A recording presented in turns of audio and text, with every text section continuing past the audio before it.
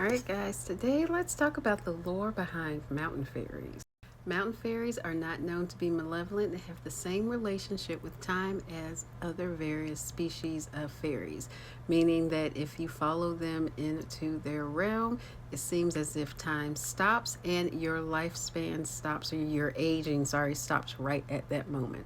But if you were to leave their realm, you would find that you would age significantly faster, where 5 minutes there could actually be 50 years in the human world. Now, China, where this lore comes from, has several different species of mountain fairies that hover around the five sacred mountains, which I have listed here. I'm not even going to try to pronounce them.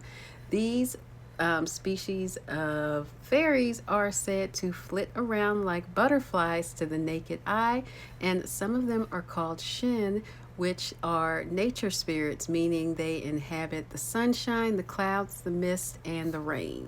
Here's a story from a Chinese lore about a young man who came across some mountain fairies. Wang Chi lived in the village, and one day he decided to travel up the mountain in order to get some firewood. While up there, he saw a few old men playing chess and decided he would join them. When he sat down, one of the men handed him a stone and told him to place it in his mouth. And when Wang Chi did this, it stopped him from having any appetite or hunger.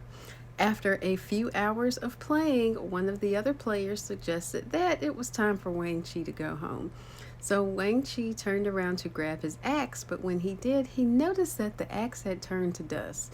Not paying it any mind, he went down the mountain to return to his village, only to find that several centuries had passed. Seeing as there was no family or anyone he knew left, he turned around and went back to the mountain and became one of China's 8 immortals. So if you ever find yourself hiking, mountain climbing, or just somewhere in the woods, be careful of people who invite you to play a game with them or do anything like that.